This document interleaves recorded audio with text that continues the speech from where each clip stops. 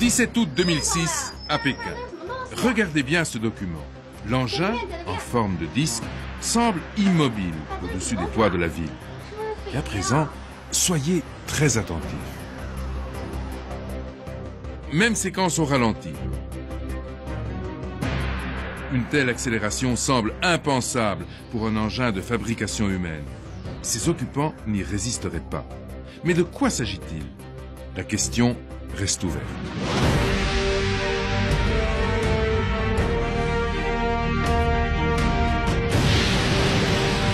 Pour la première fois, le phénomène OVNI face à la science. Une institution prestigieuse, le CNES, l'Agence spatiale française, nous a ouvert ses portes et ses dossiers.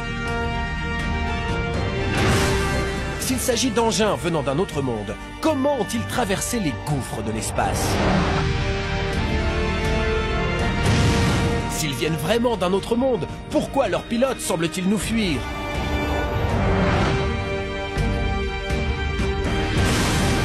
Les ovnis cartes sur table. Où sont les vérités? Où sont les illusions?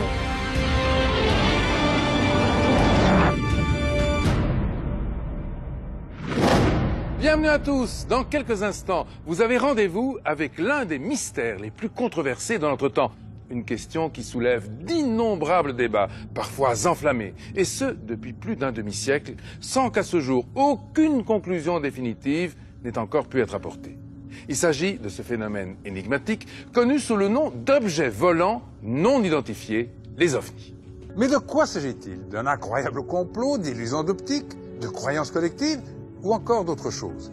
Ce phénomène multiforme semble échapper à toute tentative de classification scientifique. Pourquoi? Essentiellement parce que les observations de ces mystérieux objets, aperçus dans le ciel, parfois à terre, sont toujours uniques, incertaines, fugaces, sujettes à caution. En bref, on ne peut pas les reproduire pour les étudier scientifiquement. Et pourtant, les témoignages s'accumulent par dizaines de milliers. Alors pour tenter d'y voir un peu plus clair, nous avons donc proposé à une institution scientifique, le Centre national d'études spatiales, le CNES, d'ouvrir pour nous les nombreux dossiers dont il dispose et qui ont été étudiés, archivés depuis des années. Et pour la première fois à la télévision, avec les chercheurs du CNES, nous allons donc réfléchir ensemble à cette énigme tenace. Pourquoi, après plus de 60 ans, les ovnis demeurent-ils toujours aussi mystérieux? Est-il seulement possible d'apporter une réponse à cette question? Pour commencer, nous proposons de revenir sur un événement qui a eu un très grand retentissement. La mise en ligne par le CNES des archives du GEPAN, le service chargé d'enquêter depuis plus de 30 ans sur les ovnis. Service que le CNES a rebaptisé PAN, Phénomènes aérospatiaux non identifiés. C'était le 22 mars 2007.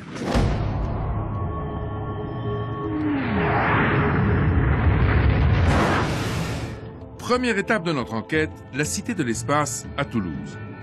C'est là qu'a été réalisée une exposition complète sur le phénomène OVNI. Et nous y avons trouvé une foule de choses. Un intérieur de vaisseau spatial, des extraterrestres à profusion, et même cette reconstitution d'un bureau d'enquête sur les ovnis inspiré par le GEIPAN de l'Agence spatiale française. Jacques Arnoux, membre du CNES, a participé à la mise en ligne des fameuses archives. Une journée historique. Alors nous l'attendions cette journée du 22 mars parce qu'on avait déjà des avant-bruits, des signes avant-coureurs que ça risquait de provoquer un grand intérêt. Donc à 10h, conférence de presse, on présente le site, tout va bien, le site est ouvert au public et puis la conférence de presse termine vers 11h, 11h30, quelque chose comme ça. Une heure après, catastrophe, le site du GEIPAN avait sauté à cause de trop de connexions et le site du CNES avait lui-même sauté.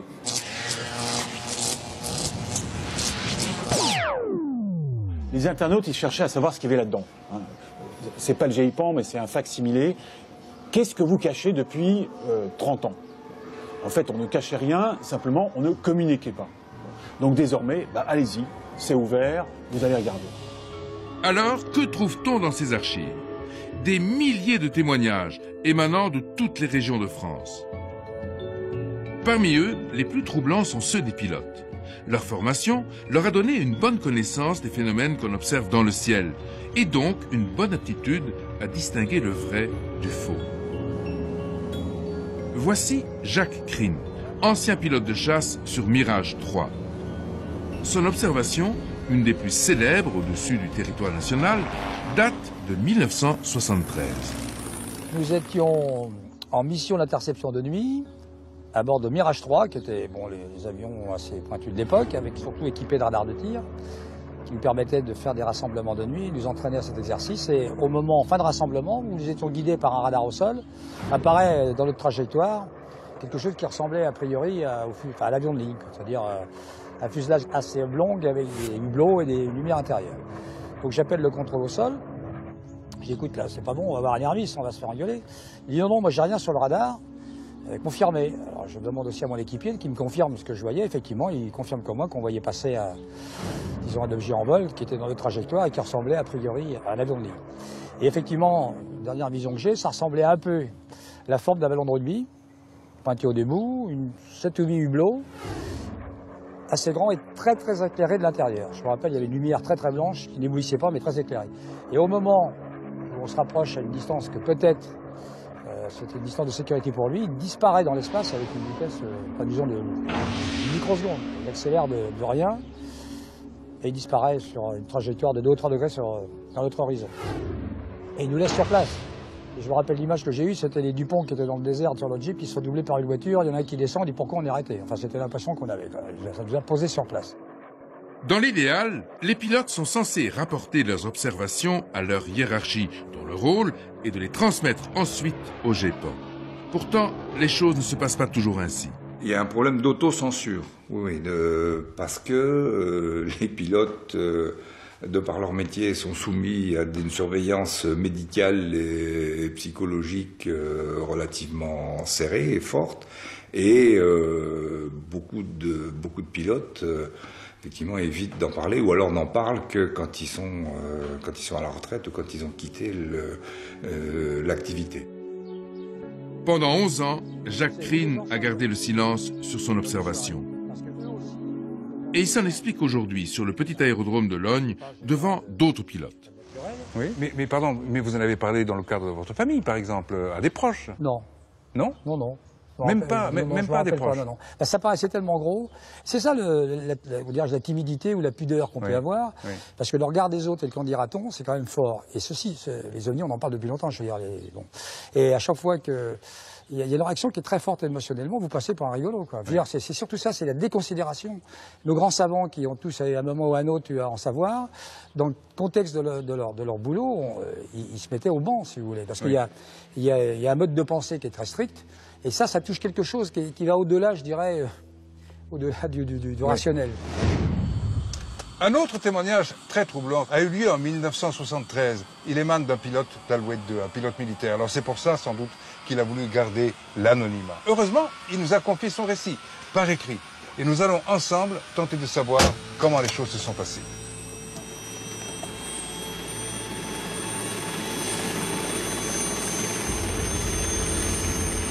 Dans l'hélicoptère à côté d'Igor, Stéphane Caplier. Il est passionné depuis longtemps par la question des ovnis. Et il va nous lire le témoignage transmis par le pilote que nous appellerons Pierre.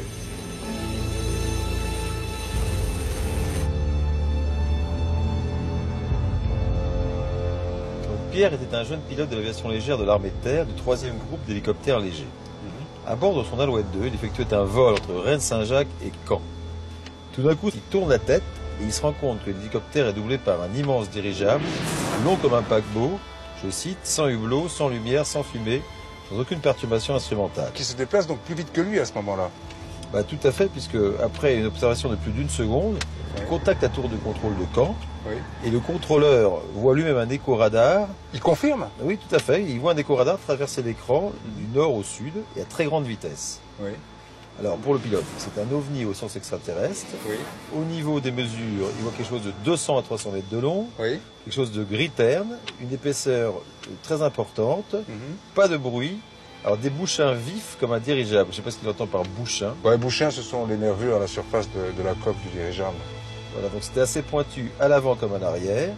Et en plus, ils disent qu'ils n'ont pas eu peur sur le coup, mais que par la suite, évidemment, ils étaient un peu tendus. Alors, ils précisent, mais on les croit sur parole, qu'ils n'avaient pas bu ni consommé de drogue, surtout dans l'armée, et qu'ils n'avaient rien avant ni à proposer, qui souhaitait faire aucun effet d'annonce. Et ça, c'est lui qui le dit, tout ça. Oui, c'est lui tout ça, entre guillemets, que ses propos sont véridiques, incroyables, il le sait, mais véridiques.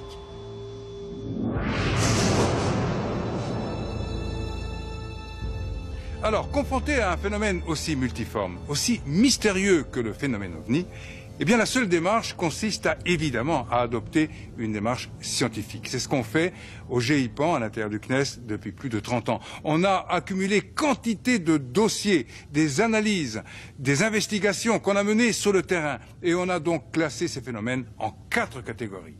D'abord, en A, on a trouvé des phénomènes parfaitement expliqués, parfaitement identifiés. Ensuite, en B, on va rassembler les phénomènes probablement identifiés. En C, on va considérer que le rapport est incomplet et qu'on ne peut donc pas se faire une opinion. Et enfin, en D, on va rassembler les phénomènes réellement inexpliqués. Mais avant cela, tout de suite, quelques exemples de faux ovnis.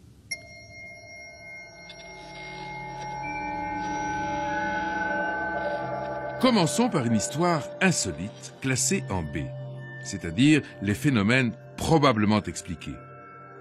Cet objet est tombé du ciel le 25 février 1985 et il a creusé un trou de belle taille au milieu d'un champ, dans la région de Royan. 2 paysans sont témoins du phénomène. L'objet a atterri devant leurs yeux, dans le champ, à une trentaine ou une cinquantaine de mètres, et après plusieurs rebonds, s'est stabilisé. Les 2 personnes se sont approchées de cet objet, qui semblait encore très très chaud et fumant.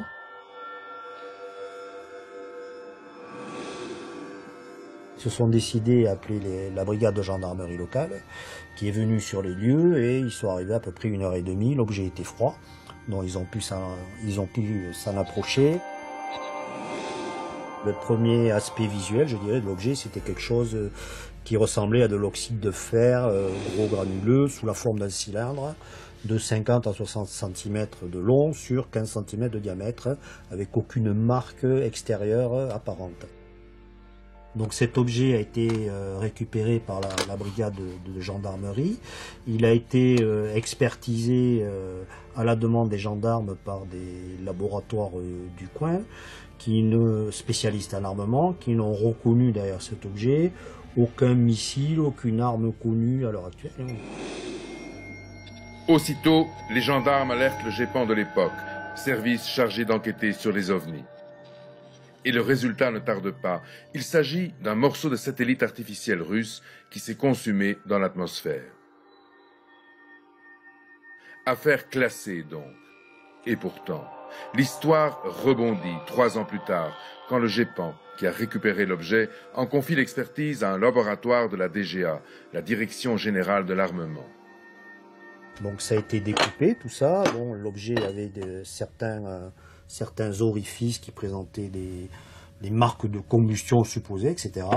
Et en ouvrant tout ça, on s'est aperçu, ce laboratoire s'est aperçu qu'il y avait différentes inscriptions là-dessus. Et donc dans la base à l'intérieur, qu'on ne pouvait pas voir au départ, on s'est aperçu qu'il y avait quelques numéros avec un insigne qui a été identifié comme l'insigne allemand du Troisième Reich, c'est-à-dire l'aigle avec la croix gammée dessous.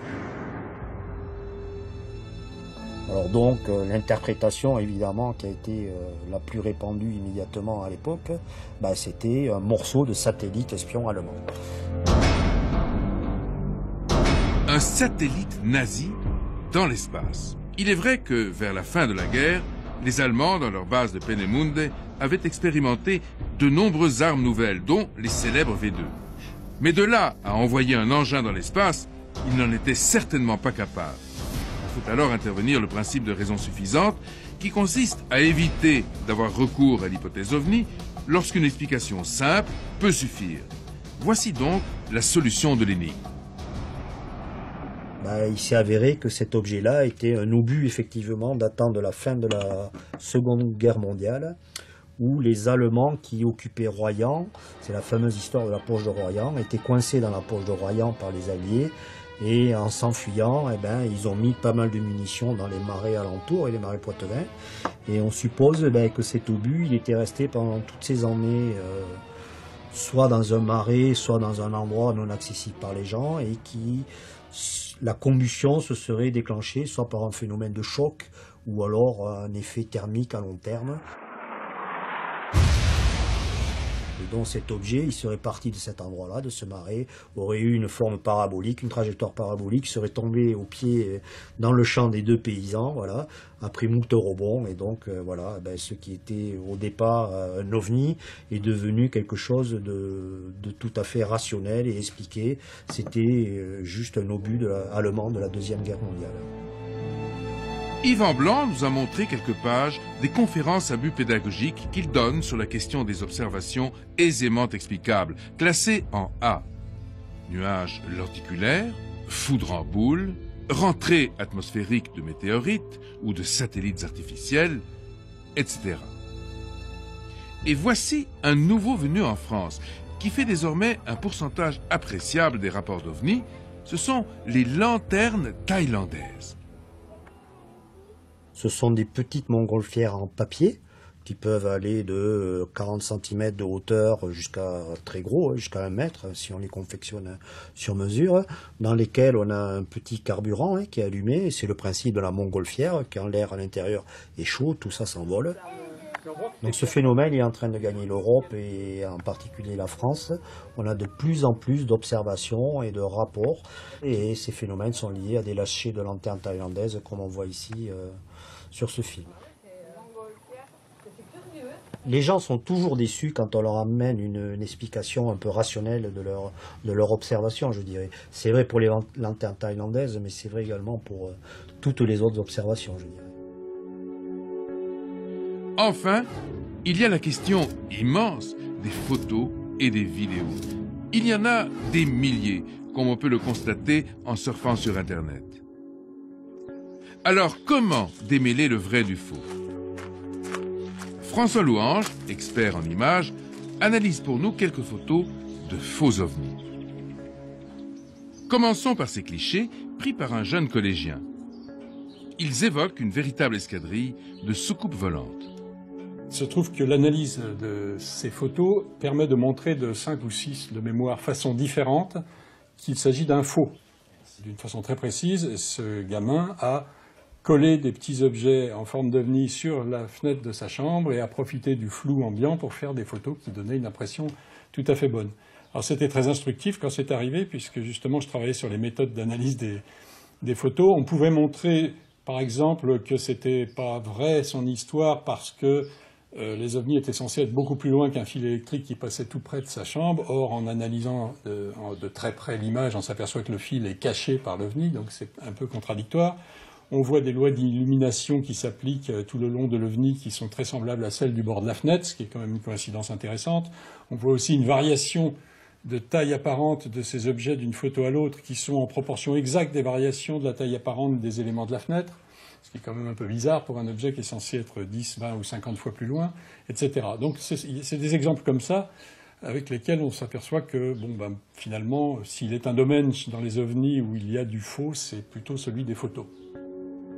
L'expertise a aussi montré que cet objet insolite, photographié par hasard lors d'un lâcher de montgolfière, n'était en réalité qu'un ballon d'enfant dérivant à 300 mètres de distance. Et c'est tout l'enjeu de l'analyse de l'image, c'est d'essayer avec des techniques qui prennent en compte le flou, la netteté des contours de l'objet, le niveau de gris de ces objets. Si vous prenez un objet noir et que vous l'éloignez, plus il paraîtra clair. Ça permet de faire des rapprochements avec d'autres objets noirs dans le plan, etc. Alors, à côté des observations explicables classées en A, B et C, il existe donc une autre catégorie de témoignages que le GIPAN classe en D. Ce sont ces observations pour lesquelles on ne trouve aucune explication. Certaines de ces affaires, comme celle de Trans en Provence, sont demeurées très célèbres. D'autres sont tout aussi troublantes, mais moins connues. En voici une, toute récente, qui vient de défrayer la chronique. L'observation dont Yvan Blanc va nous parler maintenant date de 2007. Elle sera sans doute classée en D, les phénomènes inexpliqués. Elle s'est déroulée non loin du CNES, dans la banlieue de Toulouse. L'observation s'est passée exactement ici. Le témoin arrivait avec son véhicule ici, et c'est à peu près à cette hauteur, vous voyez, entre les deux gros sapins là, que premièrement, elle a aperçu une guirlande verte, puis aussitôt après, elle s'est aperçue qu'autour de cette guirlande, il y avait un objet entouré de lumière en forme circulaire de soucoupe à 2 étages, avec des lumières aux 2 étages. Et donc, elle était accompagnée de son enfant. Elle a pris aussitôt son téléphone, elle a appelé sa mère pour lui décrire l'observation qu'elle voyait. Pendant ce temps-là, son enfant était assez émotionné et affolé dans la voiture et s'est mis un peu à pleurer. Donc elle a arrêté de suite son coup de fil en disant à son enfant bon ben arrête. L'enfant toujours en pleurs lui disant maman démarre, j'ai peur. Donc elle a redémarré si vous voulez la voiture. Elle a continué jusqu'à la prochaine intersection là. Elle a tourné à gauche et juste après l'intersection, elle a à nouveau regardé du côté gauche, c'est-à-dire du côté où elle avait vu la première observation. Et là, à ce moment-là, elle s'est aperçue que le phénomène avait complètement disparu. Donc le témoin, par la suite, a fait un dessin de son observation qui est assez évocateur et assez détaillé. Hein. Dessin que voici, donc, qui représente la première petite lumière en forme de V verte décrite par le témoin. Lumière guirlande entourée d'un objet en forme de soucoupe avec 2 étages, le premier ici, le second ici, et chaque étage étant entouré de lumière orange assez diffuse. La dimension de cet objet était de 5 mètres à peu près, et bon, avec les repères qu'il y avait au moment de l'observation. Deuxième étape, une visite à la brigade de gendarmerie de Saint-Alban, qui a recueilli le témoignage. Bonjour messieurs, monsieur Blanc du GEPAN. L'adjudant confirme que les témoins étaient très choqués. La petite fille avait même du mal à décrire ce qu'elle avait vu parce que sur le coup elle avait beaucoup pleuré. Elle évitait de regarder l'objet, elle demandait à sa mère à quitter les lieux, mais la mère est restée sur place.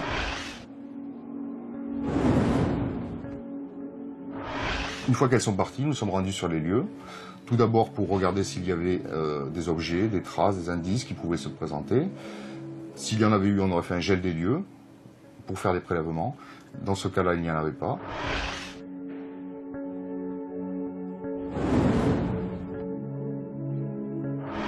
L'enquête de voisinage n'a rien donné. Aucune personne n'a pu nous décrire le même phénomène. Bon, par contre, ce qui a attiré notre attention, c'est que vraiment les déclarations de la mère et de la fille décrivaient le même objet, la même façon de se déplacer, les mêmes couleurs. Seule la gendarmerie était habilitée à nous permettre d'entrer en contact avec les 2 témoins. La mère et la jeune fille ont accepté de nous recevoir sous le couvert de l'anonymat. Elles ont répété leur témoignage au détail près. Je me suis dit c'est peut-être bon une expérience faite par les militaires parce que bon j'avais jamais vu ça. Donc moi je suis restée à observer. Bon, ma fille hurlait puisqu'elle avait très peur. J'ai appelé ma mère sur le portable justement pour lui dire ce que j'avais au-dessus de moi. Donc tout en continuant à observer l'engin. Ma mère bon m'a dit ne reste pas là, va-t'en vite. Bon, je pense qu'elle avait un petit peu la trouille, elle savait pas ce que c'était.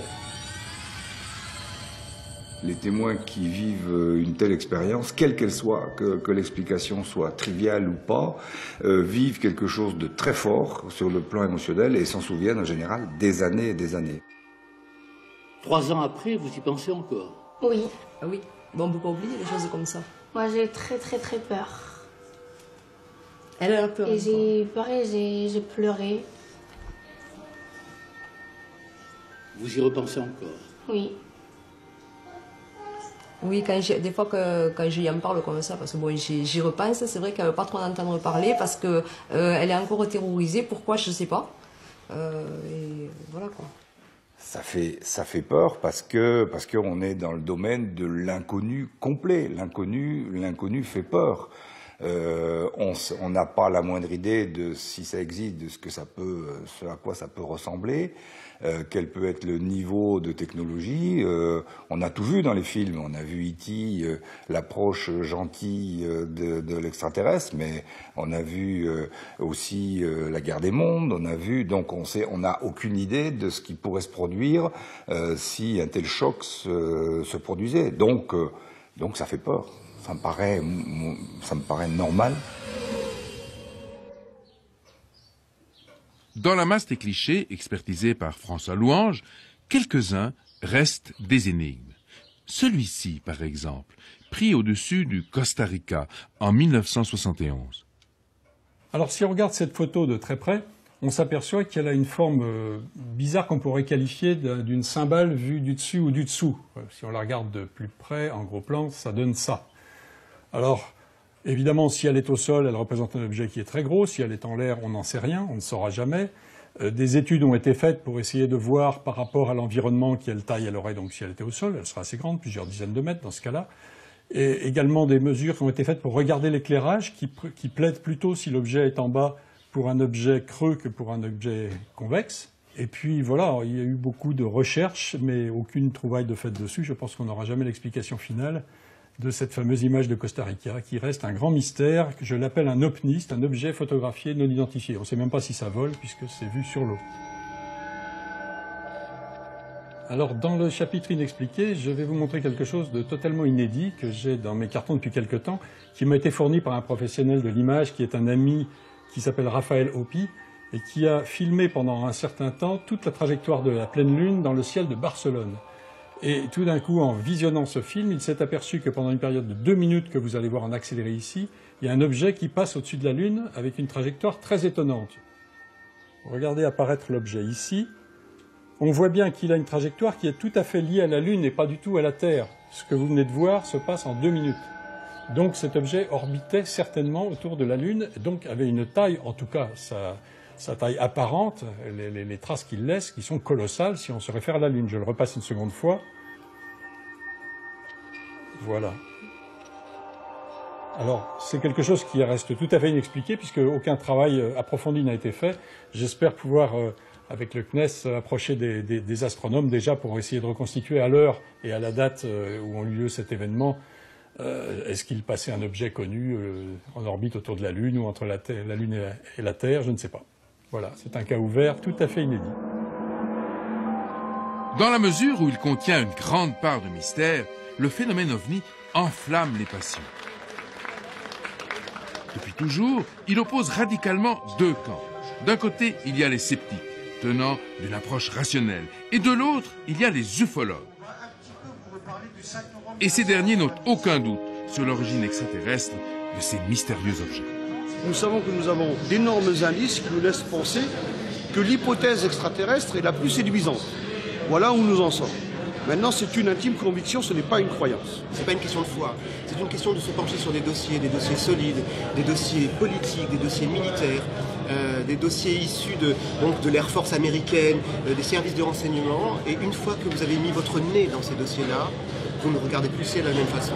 C'est une histoire où on avance de 2 pas, on recule d'un pas, mais on avance de nouveau de 2 pas. Si vous faites l'addition, vous avez quand même avancé un peu. Vous savez, le phénomène est impréhensible, c'est-à-dire qu'il nous échappe, il joue avec nous, enfin, j'ai l'impression de ça, et qu'il s'adapte. Il s'adapte à notre banque de données, il s'adapte à notre psychologie, il s'adapte à notre siècle.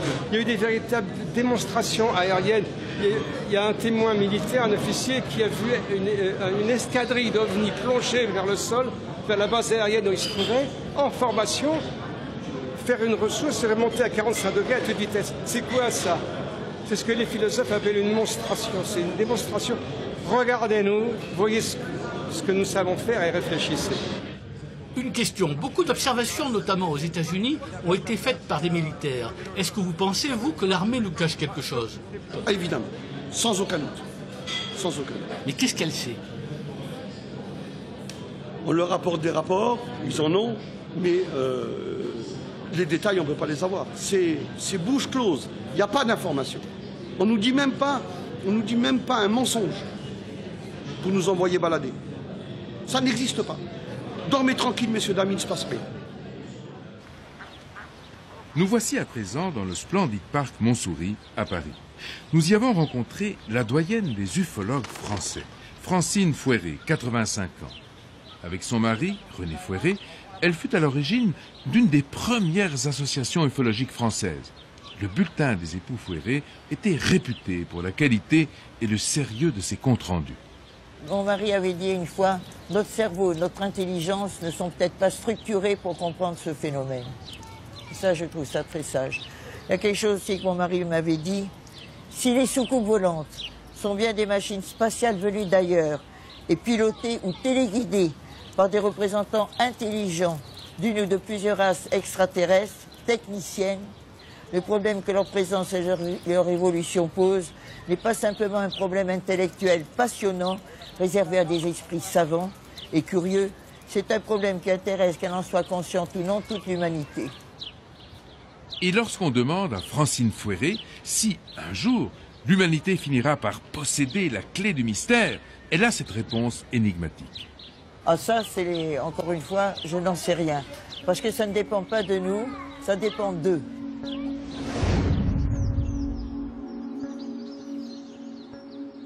Mais à l'opposé des ufologues, il y a donc les sceptiques. Et en voici un des plus irréductibles, Éric Maillot. Le plus surprenant, c'est que ce partisan de la cause rationaliste fut dans sa jeunesse un fervent adepte de l'origine extraterrestre des ovnis. Il est vrai que je suis passé du stade de la croyance, donc en l'hypothèse extraterrestre. En tout cas, on a un phénomène exotique qui serait nommé phénomène ovni, à quelque chose qui est maintenant une conviction, qui est basée sur la vérification d'un ensemble de cas. Et de cas en cas, je me suis rendu compte que les choses tenaient de moins en moins, et donc forcément je suis devenu sceptique.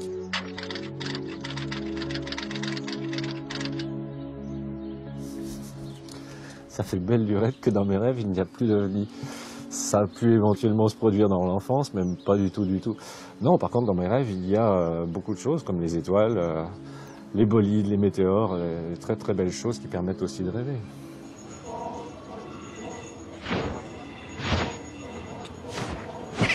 Je dirais que je renverrai les gens dos à dos, parce que dire qu'on a un problème de perception pour tous les cas qui sont inexpliqués, c'est exactement la même chose de dire qu'on a des extraterrestres de tous les cas qui sont inexpliqués, puisque l'explication est aussi simple, je dirais, d'un côté que de l'autre. Le GEPAN, on est toujours au milieu, on marche sur un chemin assez étroit, je dirais. Hein. Bon, on a le privilège d'avoir une certaine méthodologie lors de nos enquêtes, derrière lesquelles on s'appuie. Et donc on s'abrite derrière cette méthodologie pour notre travail de tous les jours, en essayant de ne pas tenir compte justement des extrêmes que l'on a d'un côté ou de l'autre, même si, comme vous dites, ces extrêmes-là sont énormément présents. Mais en tant que représentant légal, je dirais, hein, de ces phénomènes-là en France, on se doit de rester neutre, ce que l'on essaye de faire. Alors, admettons par hypothèse que les ovnis viennent bien d'un autre monde. Comment, dans ce cas, auraient-ils traversé les gouffres immenses de l'espace? Vous savez, l'univers est gigantesque. Pendant longtemps, cette question des distances rendait les astrophysiciens très dubitatifs au sujet des ovnis. Il y a sans doute de la vie ailleurs, disait-il, peut-être même de la vie intelligente, mais comment imaginer que des visiteurs viennent de si loin? Est-ce seulement possible? Face au redoutable problème des distances, les physiciens, aujourd'hui, commencent à proposer sérieusement certaines hypothèses. Pascal Bultel évoque deux moyens susceptibles, un jour, de transporter peut-être les hommes vers les étoiles. La fusion nucléaire, espère-t-on, devrait pouvoir nous permettre d'atteindre des vitesses de l'ordre de 10% de la vitesse de la lumière au maximum. À ce niveau de performance, 30 000 km par seconde, on estime que l'on pourrait atteindre le premier groupe d'étoiles, le groupe d'Alpha du Centaure, composé de 3 étoiles, en environ 40 ans. Voici d'abord le vaisseau tel qu'on peut l'imaginer. Il est immense puisqu'il devra abriter plusieurs milliers de colons. Un tel voyage aurait 3 phases. Tout d'abord une phase d'accélération qui durerait environ 2 ans et qui aurait pour objectif d'emmener le véhicule et ses passagers à 30 000 km/s. Cette première phase serait suivie d'une autre beaucoup plus longue, de l'ordre de 35 ans, pendant laquelle la propulsion serait arrêtée. Enfin, la toute dernière phase de freinage durerait environ 1 an. À noter que le voyage n'aura duré que quelques dizaines d'années. Et la majorité de ceux qui auront embarqué atteindront l'objectif. Et au passage, ils bénéficieront même d'un petit bonus prédit par la célèbre théorie de la relativité d'Einstein. Ce que l'on peut dire, c'est que les passagers bénéficient d'un léger effet positif, car s'étant déplacés à une vitesse qui commence à s'approcher de la vitesse de la lumière, si pour un terrien Le voyage semble avoir duré 40 ans, il aura en fait duré 39 années et quelques mois pour ses passagers. La deuxième méthode repose sur l'annihilation matière-antimatière. L'antimatière, c'est cette matière inversée, dans laquelle les protons sont négatifs et les électrons positifs. Comme il est impossible d'en trouver dans la nature, on doit la fabriquer nanogramme après nanogramme dans des accélérateurs de particules.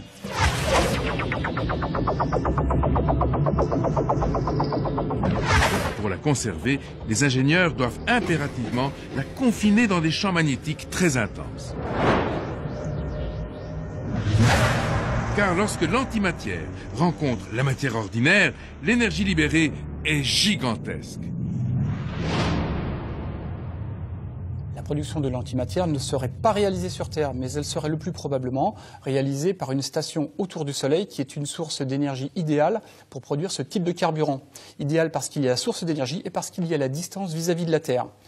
Cette antimatière serait produite par petits paquets qui seraient transférés dans la partie éloignée de notre système solaire, là où l'on préparerait très concrètement la mission.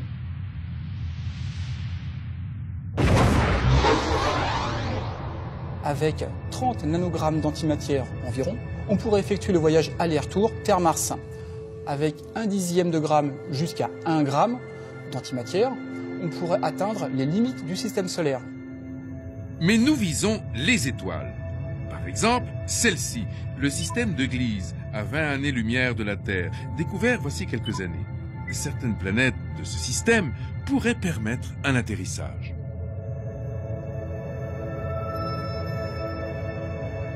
Voici à présent l'hypothétique vaisseau spatial tel qu'on peut l'imaginer. Le précieux carburant d'antimatière est généré en permanence dans ces immenses anneaux. Le vaisseau à antimatière pourrait alors prendre la direction des étoiles. Une nouvelle fois, le voyage se ferait en 40 ans, mais pour aller 5 fois plus loin qu'avec le vaisseau thermonucléaire de tout à l'heure. Et puisqu'on va 5 fois plus vite, les effets relativistes sont bien plus importants. Dans ce cas-là, un voyage qui durerait 40 ans vu d'un terrien ne durerait en fin de compte que 35 ans pour l'équipage. Alors tâchons de progresser. La science peut nous aider à comprendre les questions qui se posent à propos des distances. Mais il y a des mystères un petit peu plus troublants et qui résistent à l'investigation. Regardez. L'engin, vous voyez ici, semble immobile, vous l'avez vu tout à l'heure. Et soudain, il disparaît à grande vitesse. Et c'est toute la question. Ces phénomènes apparaissent et puis ils disparaissent. Ils semblent en quelque sorte nous fuir. Pourquoi le phénomène OVNI reste-t-il donc si difficile à appréhender ? Pour tenter de comprendre pourquoi ces créatures hypothétiques, si elles existent, semblent refuser le contact avec nous, l'astronome Jean-Claude Ribes propose une idée originale. Jouons les profilers, comme dans les romans policiers, et mettons-nous à leur place pour comprendre leur motivation de l'intérieur. Repartons vers le futur. Rappelez-vous, grâce à leur vaisseau spatial à propulsion thermonucléaire, nos descendants lointains étaient arrivés dans la banlieue d'Alpha du Centaure. Imaginons maintenant qu'ils parviennent à proximité d'une planète habitable et habitée. Depuis l'espace, en restant discrets, ils découvrent une civilisation moins avancée dont le niveau de technologie est celui de l'humanité du XXe siècle. On brûle encore du pétrole pour rouler, on s'entasse dans des grandes villes, on se lance dans des guerres meurtrières pour un oui ou pour un non. Alors, que vont faire nos descendants ?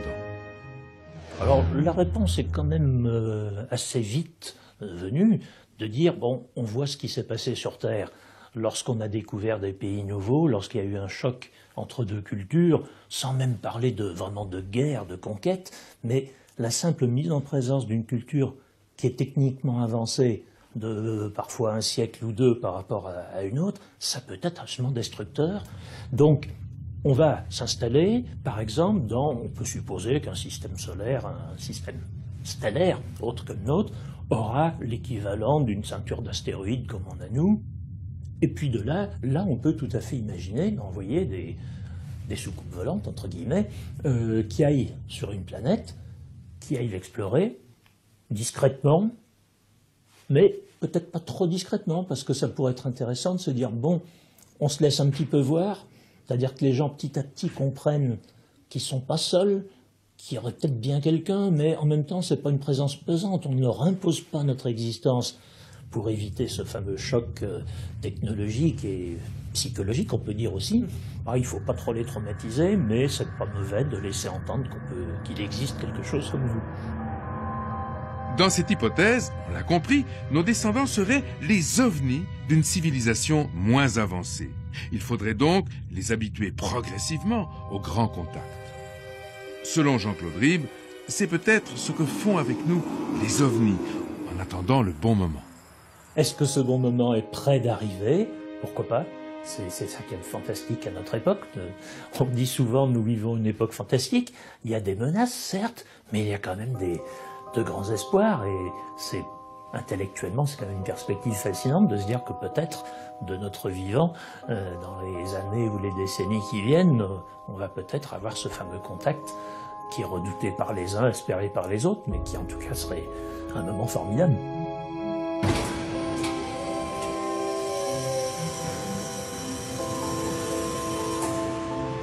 Rencontré dans les magnifiques coupoles du parc de Jolimont à Toulouse, Emmanuel Davout, un autre astronome, pousse la spéculation encore plus loin. Si les autres existent tout au fond de l'espace, il pourrait avoir 5 bonnes raisons de refuser le contact. La première, c'est celle que je préfère en fait, c'est que les civilisations extraterrestres sont tournées vers un monde intérieur, vers un monde contemplatif, et que regarder le ciel et les étoiles, ça ne les intéresse pas. Il y en a d'autres, comme celle par exemple du contraste probable qu'il y aurait entre nous et une civilisation beaucoup plus avancée, qui ferait qu'il y aurait une difficulté de communication parce qu'on n'a pas les mêmes valeurs, pas les mêmes connaissances, et on n'aurait sans doute pas grand-chose à se dire. Donc notre civilisation n'intéresserait pas les civilisations plus avancées. On peut aussi prendre l'exemple des civilisations dites primitives dans la jungle qui communiquent par tam-tam, alors que passent par-dessus leur tête toutes les ondes électromagnétiques de nos téléphones portables et de nos émissions de radio et de télévision, dont ils n'ont absolument pas conscience et qu'ils ne peuvent pas capter parce qu'ils n'ont pas la technologie qu'il faut. Ensuite, il y a une autre possibilité qui est peut-être pas très flatteuse pour nous, c'est celle du zoo, où nous serions simplement laissés tranquilles dans notre réserve naturelle et qu'ils nous observent à distance, se gardant bien de se montrer, de peur de nous traumatiser. Et enfin, il y a aussi celle de la méfiance, parce que finalement, nous sommes une civilisation un petit peu bruyante, qui émet des ondes radio un petit peu à tort et à travers, qui a envoyé des bombes atomiques dans l'atmosphère, qui est en train de changer son environnement, peut-être pas à son avantage, et donc peut-être que nous inspirons la méfiance et qu'il vaudrait mieux se garder de communiquer avec nous. Alors à présent, vous devez sans doute vous poser une nouvelle question. Si ces êtres, issus d'une biologie non terrestre, existent, à quoi pourraient-ils donc ressembler? Sont-ils différents de nous ou au contraire, est-ce qu'ils nous ressemblent?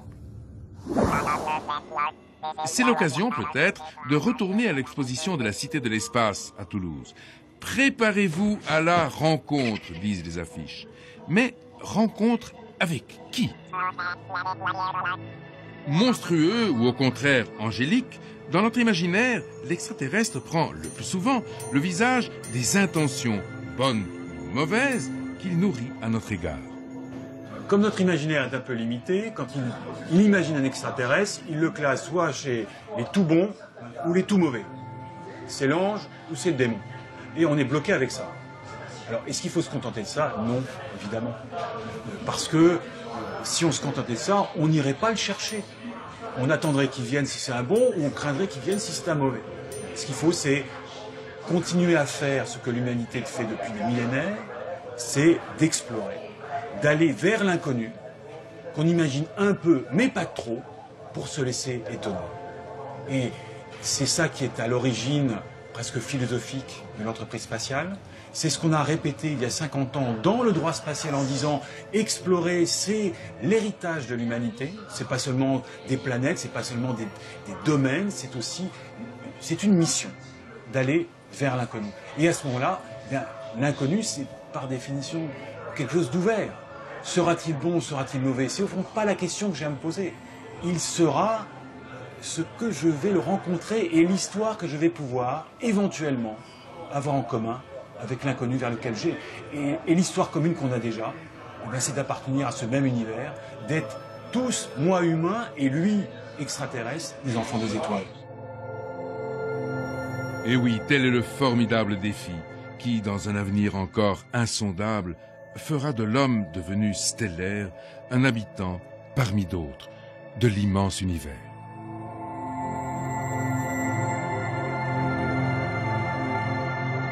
Eh bien, notre rendez-vous s'achève et pourtant, nous n'avons pas dissipé tous les mystères qui entourent ce phénomène. Reste une dernière question. Le 5 septembre 1977, la sonde américaine Voyager 1 était lancée vers l'infini. Elle se trouve aujourd'hui perdue aux limites extrêmes de notre système solaire, à plus de 15 milliards de kilomètres de la Terre. Et elle emporte dans ses flancs une plaque gravée à l'image de l'homme, ainsi que de précieuses informations destinées à être recueillies peut-être un jour très lointain, dans des milliers ou des millions d'années, qui sait, par des intelligences étrangères, quelque part dans les étoiles. Évidemment, nous ne savons pas si ces êtres existent. Et pourtant, nous allons à leur rencontre et nous leur envoyons même des messages. Alors, se pourrait-il que ces intelligences hypothétiques fassent la même chose, qu'elles tentent de nous faire comprendre qu'elles sont là? Nous n'en savons rien, mais d'ores et déjà, à propos de ces fameux ovnis, une chose est certaine, qu'il s'agisse d'un grand mythe moderne ou au contraire d'un fait objectif non encore élucidé. En tout cas, ce phénomène aura eu l'occasion, depuis plus d'un demi-siècle, de nous obliger à nous poser une série de questions fondamentales sur l'origine de la vie, sur les mystères de l'univers, sur les dimensions de l'espace et sur celles du temps. En tout cas, mythe ou réalité, qu'ils existent ou pas, les ovnis ont au moins ce mérite, c'est de nous avoir habitués à comprendre que dans l'univers, rien n'est impossible.